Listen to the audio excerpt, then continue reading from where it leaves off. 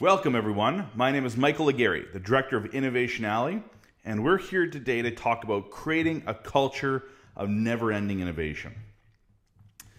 You know, one of the biggest examples I'd like to start with is, this isolation concept that we have in Canada, especially in Winnipeg, where we're talking here today.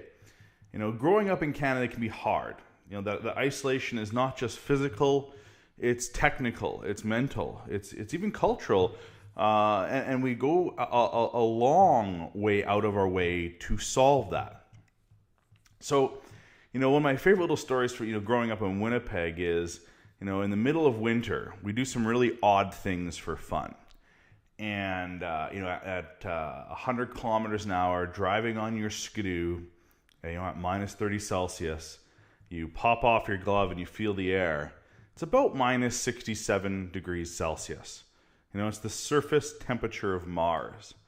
And, we get out there and we enjoy that. We're a part of that. And we thrive in this isolated environment.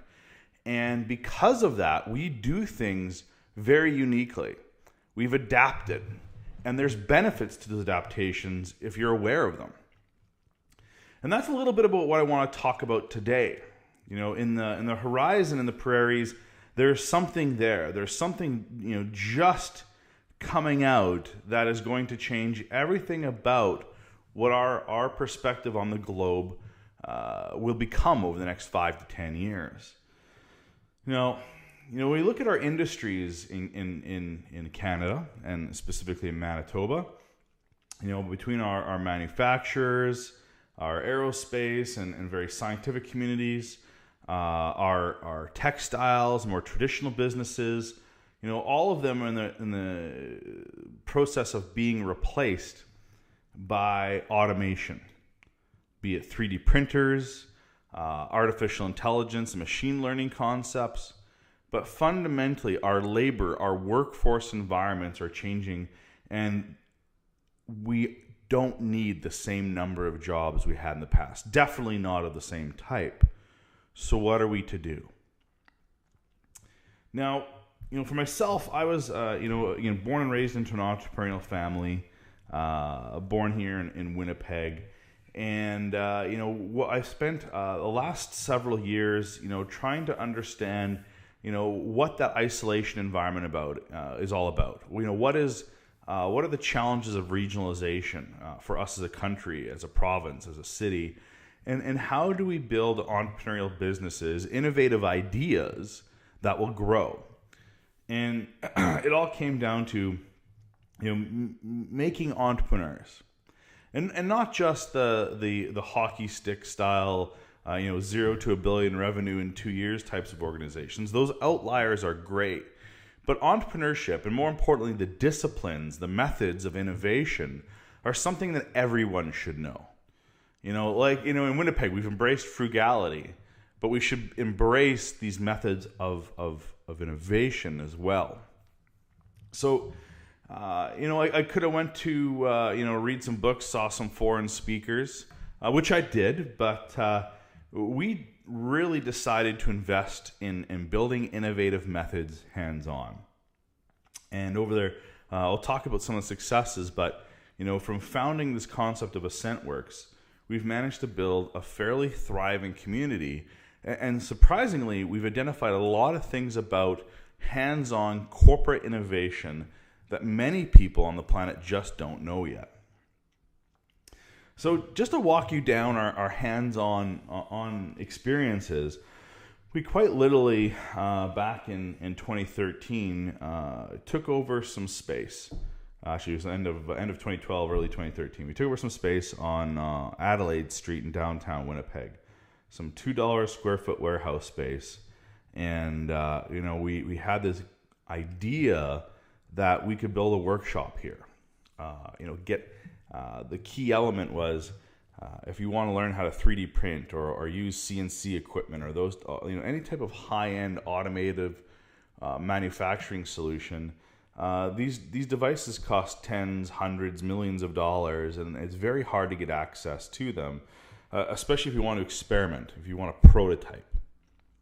And We combine that with the issue of, if you want to prototype it, you have an idea, you typically want to flesh out the idea before you can understand the business model around it. And a lot of entrepreneurship concepts at times, support from the government, et cetera, is all post-business plan. It's about how do you do this after, how do you, get investment and credit, after you've got a running business. But no one was trying to really solve the problem ahead of time. And that's what we wanted to do with the alley concept, these things like AscentWorks and Ramp Up, is give people that accessible first start. And they came. We had a lot of early successes, from a snowboard manufacturing company to different types of textile manufacturers to very hands-on widget makers that have, in the last 5 years went from making 2 or 3 different little things for Etsy or for Kickstarter to having multiple $100,000 plus Kickstarters from product ideas that have come from the shop. And the community, which was literally 3-4 people at the time, has now literally increased to thousands here in Winnipeg. To the point that we were globally recognized when the prince from the UK here came to town and did a tour of the Innovationality along with a number of other dignitaries over the years. And the startups just keep coming, be it folks like Bold, Skip the Dishes, Joist. These are sort of 3 outliers out there that have successes in their own right. But these new businesses, these new ways of doing business, have really started to change the shape of what's going on. So, out of the lessons we learned, there were some pretty cool outcomes. Over from 2013 really to 2016, we had almost 3,500 different demonstrations of technologies for organizations and people. Over 2,500 developed prototypes. Over 300 events, and from a new technologies, new companies, new revenues generated, we're talking about hundreds of millions of dollars. So what was really cool about this is, from a private industry investment, understanding these methodologies, partnering with organizations and government, we've been able to create some really neat outcomes. And that's where Innovationality is today. We've really merged a lot of these original capabilities into a thing called NorthForge, which is all about pre-business plan ideation, business plan development, the vetting of that through an incubator and accelerator concepts, linkage to venture capital and investors. The really all the things to truly bootstrap, kickstart, and get an idea out the door.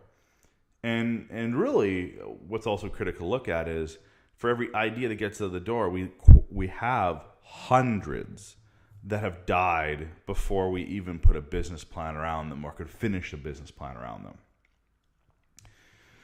So innovation can be done, here in this isolated environment with very little money. What's intriguing then is you look at your business, when the boss says, well, why can't we do something bigger, better, faster, stronger? The answer is you can. But often, all of the elements and the thought process that we look for innovation are just incorrect. There's assumptions we're making about how innovation is done that have worked for us in the past that just no longer hold true. So let's start with a diagnostic. In your organization, who's responsible for innovation? And for most, it's this person. Probably you. The one laying awake at night, stressing over that problem we've had and we can't seem to get around. Stressing and thinking day and night, in the shower, as you drink a coffee, as you drive to work, as you pick up your kids. It's this thought process that's always there about what has to be done, and guilting, crabbing, yelling, influencing people any way you possibly can into helping solve the problem. And unfortunately, most of the time it doesn't work. Have I struck a nerve? All right. Well, how do you create a business that's truly focused on growth and is scalable over time? Let's answer some questions here. Now, is the bigger issue in your organization, regarding innovation, getting people, resources, and approvals to kick something off, to try something out, or actually getting the project done? For most, it's getting those resources, justifying why we should try something new. Innovation management is focused on policing efforts to prevent failure or encouraging success. Often it's A, where there's people, making sure we don't spend money on something that isn't going to work. Make sure we don't put people on projects that don't seem like they're going to be successful. If there's an executive in charge of innovation and they left, would innovation slow down and suffer or continue without a hitch? And it goes back to the image of the person stressing at night. You sleep stressing at night. If you left, if that innovative person, that person who's made it their personal mission to innovate, if they left, would we have a problem? Now, which answers did you have? A's or B's? Be honest. If you answered A to any of them, it means you're not realizing the full potential that innovation can provide you. The discipline of innovation is not supporting the desire and the passion for innovation. But don't stress too much. Be scared. And we want to be scared because it's not just your business.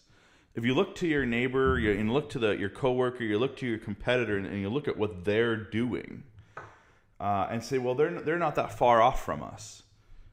That's a very bad thing. The Conference Board of Canada did an assessment, a report card, if you will, on innovation across numerous countries in our provinces. In Canada, we scored a D. In Manitoba as a province, we did the same. We don't hit the top 10. Oddly enough, Ontario, made it an 11th. And, the core theme here is that we're doing very little to truly innovate in Canada. And so the culture of who we are as Canadians, as Canadian businesses, is not taking innovation seriously enough. And just to stress the fact a bit further, when we look at venture capital investment in truly innovative, scalable, outlier ideas, in the last 6 months, we've had no investment in Manitoba or Saskatchewan or the Northwest Territories, or the Yukon. So you look at where we're at, it's to the point where we are underperforming in innovation culturally as a Manitoban, as a Winnipegger, as even a Canadian. And we need to embrace methods that come from outside to take it to a new level. We need to reinvent the way we innovate. Let's look at your business. Let's talk about the speed of change in your industry. And we know things are changing at an ever increasing rate. We're seeing it, mostly in technology, but very quickly in the next 3 to 5 years, how those technologies impact traditional businesses, like my 3D printer example, are going to be mind-blowing. And when we look at how our competitors compete and how they change, there's a lot of different unknowns that are going to occur. So if we look at and assess our rate of internal capability to change in our business, how resilient are we compared to, to move the business forward? Now, think of your peers, your competitors, the other parts of the industry.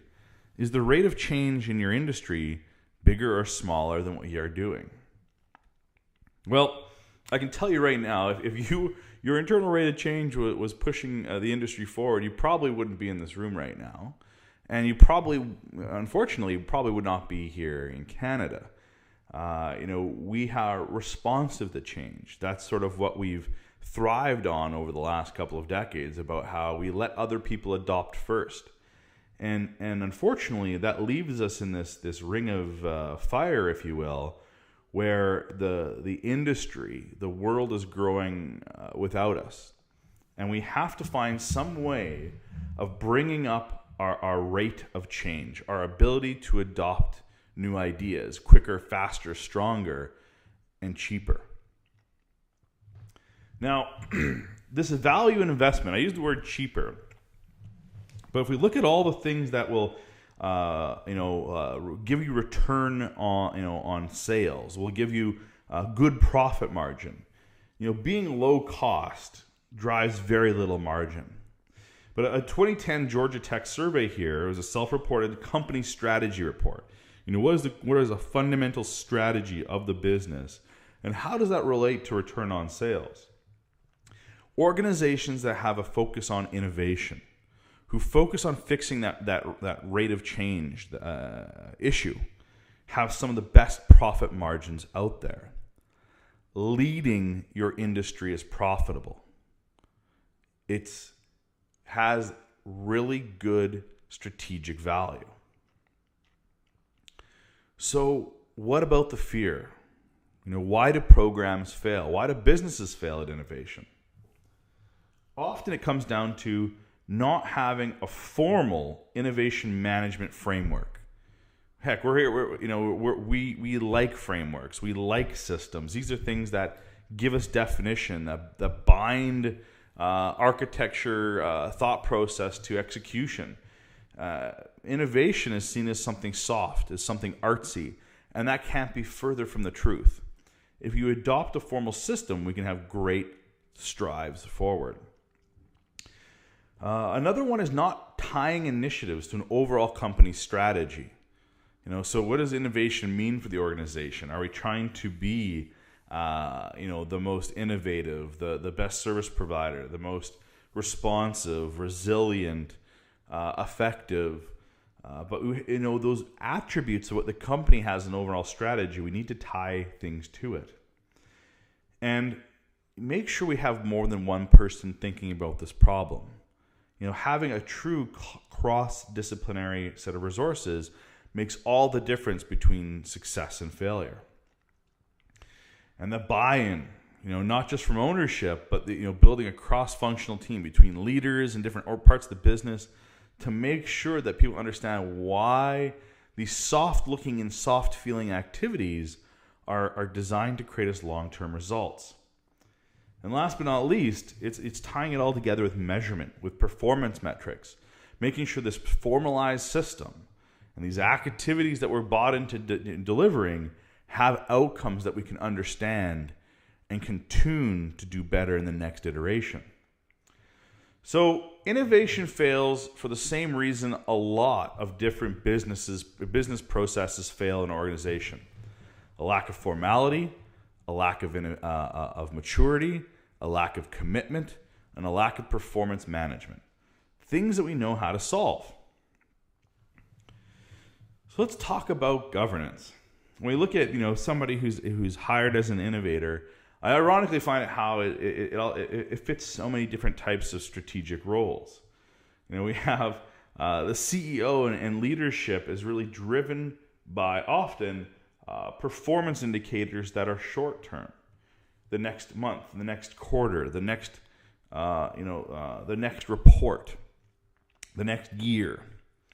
In North American culture, very seldom do we have a chance to talk about what does the next 50 years, 75 years, 500 years look like to us. They're taken as out of range. And maybe we'll talk about a 5-year or maybe a 10-year plan loosely, but it's all about the status quo. So with that mentality, with that strategic governance in place, it makes it very tough for good ideas to be fostered. So we have to build a new environment where we can innovate. We have to design a solution where the business is capable of identifying and harnessing new ideas. There's a funnel. We need to maximize exposure to innovative opportunities.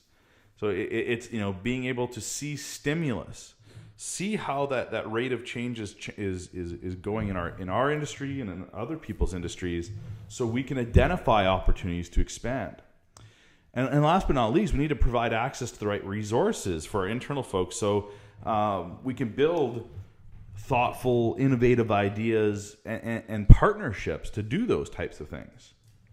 So we need to, have a funnel, build this exposure program and the right resourcing programs, and quite frankly, nothing's better than that, than a system. Now, Deming's here. It's a tried and true statement that 94% of the failures in a particular business process, in a particular company, are because of the system. 6% are due to the worker. Now, anyone who follows Deming's methodologies, project management and architecture, so many different disciplines in business now focus on the systems approach. The key is that it's not just computers, it's not just technology, it's not just process, but it's a logical system you build that is there to enable employees. The methodology, the system we're going to use, is called innovation engineering. It's all about transforming innovation from random events into a reliable system, more importantly, a scientific system for profitable growth, one that can be managed and measured. So innovation engineering, is that method that can do a lot of cool things. When people implement these practices and build out the framework, it can increase the speed of innovation up to 6 times in the organization. So what does that mean? That means your opportunity for new revenue, instead of being 1 in 5, 1 in 6 years, is now once a year. These big game changers that only came once in a while, you could be exposed to them every few months. It changes the trajectory of the business very quickly. And equally important is you can expand the speed while decreasing the risk of innovation by up to 80%, by failing fast and failing cheap, by making sure that ideas are tested, proven, aligned, assured, calculated before they move on to the next step, a true funnel of innovation. And this allows you as an organization to greatly change the life cycle that you have to live through. So, when you look at that business, why is innovation so important? In our life cycle of, going from birth as a startup, or as that idea 2 brothers had a generation or 2 ago, we spend years going up through growth to the highest profitable point in our plateau, and then we get stuck with the status quo.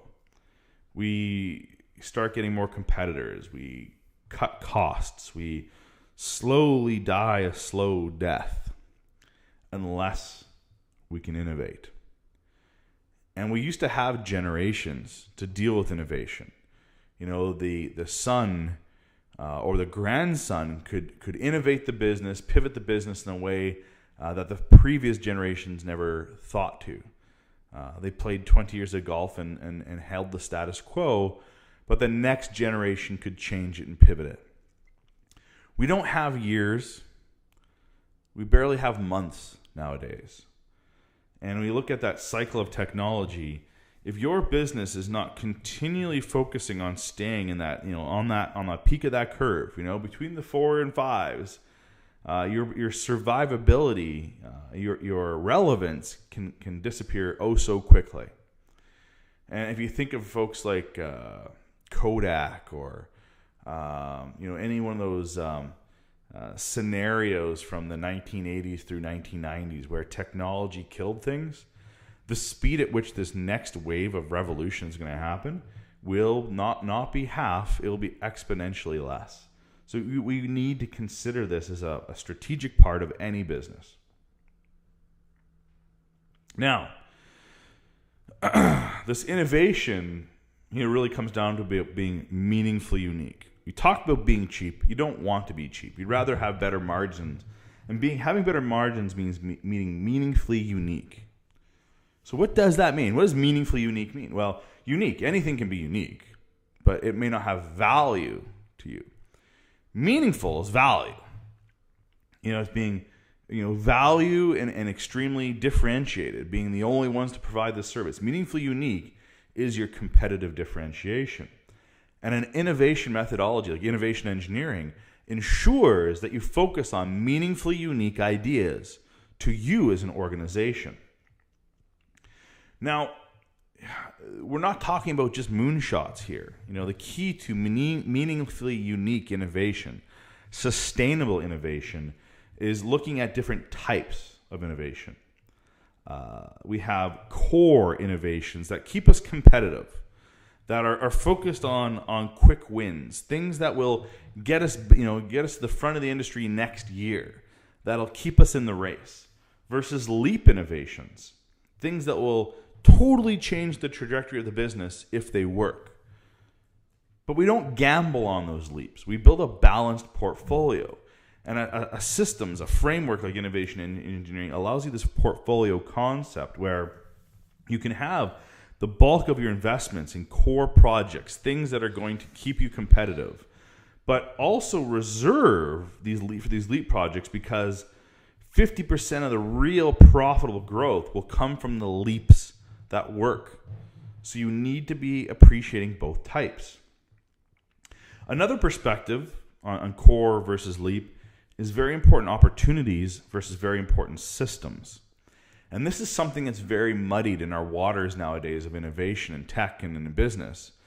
We very seldom understand the difference between, like if we're building a new app or we're building a new system, or building a new cloud platform. Sometimes it's because of opportunities. We're trying to build a new product, a new service, achieve a new customer attribute or growth pattern, versus the systems, how we work, our efficiencies. And we have to look at both, and we manage both in our portfolio to build a disciplined, dare I say, auditable approach to how innovation can help grow the business. It's a system for success. So it's, with things like innovation engineering, you can create and share a radically clear picture of your mission and engage employees for solutions using sustainable systems. So we know we're looking for ideas in these new markets. As your employee has that good idea sitting at their desk or driving to work or sitting in their shower or sleeping in their bed, now they have a defined outlet to offer that idea into the business, be recognized for it, and get it into the funnel so we can validate and test it and prioritize it. So it enables the employee to be involved and think about the things that we care about most, while ensuring the leaders are aligned in support to the changes that take place. So the system can truly let us succeed where our culture of innovation right now is failing.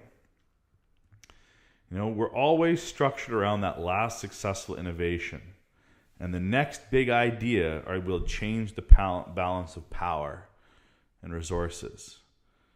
Any Game of Thrones fans, that's what we're talking about. We have to have this constant change or we will die. So we need to harness the power of good innovation governance. Now, I've done a very light job of introducing you to the concept of innovation engineering, but I want to talk about governance of this type of competitive innovation. This isn't just products. We need to reinforce innovations that are more powerful than a single innovation. It's about that suite, that portfolio. And we have to create innovation methods that allow faster, better, and cheaper innovation to occur on a regular basis. So with these methods in tow, how do we make sure the business is is enabling itself for the long term? It's all about good governance. Have we defined the vision? Have we conducted a governance diagnostic, making sure that my little joke diagram of who's in charge of what and where innovation sits isn't truly the case? Do we understand that the buy-in is there, the adoption, the performance requirements, the desires of the owners are understood, and it's linked to the business? So a governance diagnostic, and there's actually Envision's Edge here in Canada provides diagnostics regarding this, is something that can help you understand if you have the right people aligned to kick off an innovation program. Then you fix those. Don't go any further. Make sure that understanding, strategy, business planning, and how it relates to the strategies of leaders in the innovation program. Make sure those are understood. Fix those, then we can move on to implementations, building out the right processes, that IE framework can be put in place. Define the roles in the organizations and in the projects to make sure that a funnel of ideas can be facilitated, that a portfolio of projects, of concepts to be innovated, can be reviewed and resourced and measured. And it will probably require change to the corporate structure to build this system in. Not big changes, but explicit, clear changes to make sure that innovation has a seat at the table. And regardless if it's an important opportunity or a system, the methods of innovation and the people we had innovating before now understand a structure with innovation formally in it. And last but not least, it's about the metrics. As you've made sure the structure's in place, have we created true accountability for these people, for these systems, for these business lines? We need to implement metrics. So I want to talk about idea flow. So those are great concepts at a high level, but what are some of the things that you can do at a deeper level to inspect? Well, here's an example just regarding a type of portfolio assessment. So we have ideas that come from different places, and we want to understand what funnel does it fit. Would it be an innovation around my sales channel, my brand, my internal enabling processes? And this idea, is it simply an improvement? Is it a totally new offering? Or is it something never before? Now, by looking at your ideas and assessing ideas from inside and outside the company, using that funnel, we can start to understand where concepts lie. And we can look at building a portfolio of projects. We want an even mix. We don't want to have just innovations that are all about technology or all about products. It's about this balanced approach, making sure we're making daily improvements. We have strategic and leap ideas. Now, what's cool about this concept is folks like Apple have built an innovation matrix regarding this, where you can see this is a couple of years old, but still holds true, where it was things like iTunes that they truly saw as leap, as a true innovation, and the Apple Store we've seen these concepts have come to fruition. So they took these ideas from inside and outside the world, understood how it built an ecosystem in their industry, and how the portfolio projects intertwined internally to get an unprecedented amount of success out of it. Now, that's a powerful tool, just like metrics. I want to introduce you to some basic concepts. So we have this program in place. We have a portfolio running. Now, if we could take a look at our inputs, our processes, our outputs, very general view of the company, and look at our resources, our capabilities, and leaders, we can start asking ourselves, how many in-company entrepreneurs do we have? How many people are coming up with these ideas? What's the percentage of folks trained on innovation, on our methodologies, on our discipline, on our approach? And do we have a strategic focus in the business that really speaks to it? On the process side, do we actually have the ability to generate these internal and external insights? Are we gathering new ideas? And from a capability standpoint, are there funding sources that we know about? Not just about from the company coffers, but grants and funds and competitions like some of the stuff that happens in the space industry or medical industries. But do we know all of the opportunities for financing, be it venture capital or convertible debt or having an understanding of do we have the right fuel for the fire is important as well. Accountability. And finally, measuring things like revenue per employee, new competencies, and delivery on targets.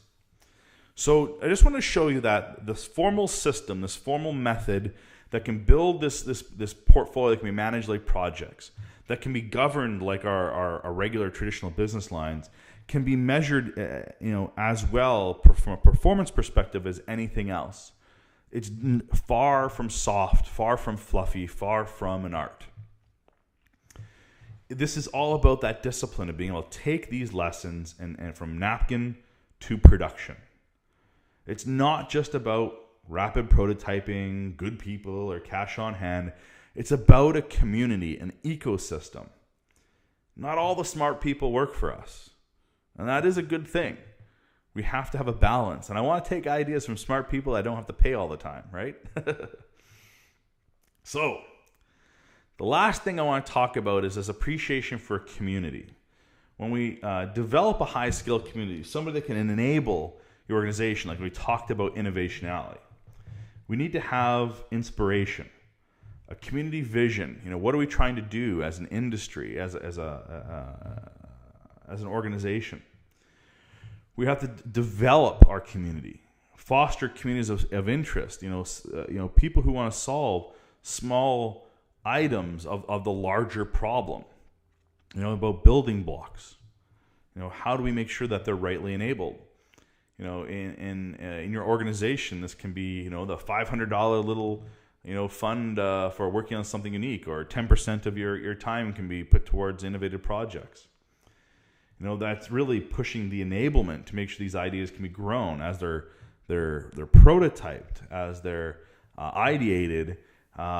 Giving them that portfolio opportunity, people to work with to flesh them out and to move them forward. You have to give them access. These ideas that are good ideas have to be identified and fostered. Given access to resources and money to grow, and a sustainment practice around it, where we understand that not every idea is going to be the billion-dollar idea, that we're going to have to fail things. We're going to have to shut them down, learn from them, and improve. So it's all about the concept of ideas. And that is truly what we're trying to achieve at Innovationality and with our methods at Envision's Edge. We really need to reinvent the way you innovate. So some takeaways. When you go home today and you think about this further, is your business capable of identifying and harnessing new ideas?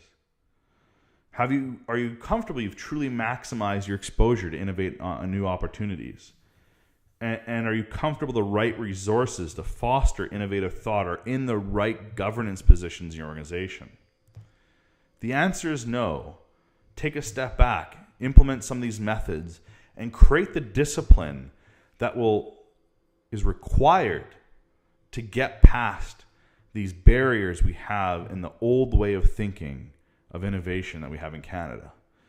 How we can become truly world leading. A couple comments, just wrapping up. The innovation engineering methodology, November 15th to 17th. It's happening here in Winnipeg. There's the presentation course from Envision's Edge, and you can click here at the link. And just a little bit further, we talked about innovation governance. Here's the link to that, and you can check out our website. We have podcasts regarding innovation on a regular basis. And I hope this was informative, and changes your perspective on innovation, and more importantly, gives you some small nuggets of thought and of tools to bring back and to start changing the way you innovate in your own business. Thank you.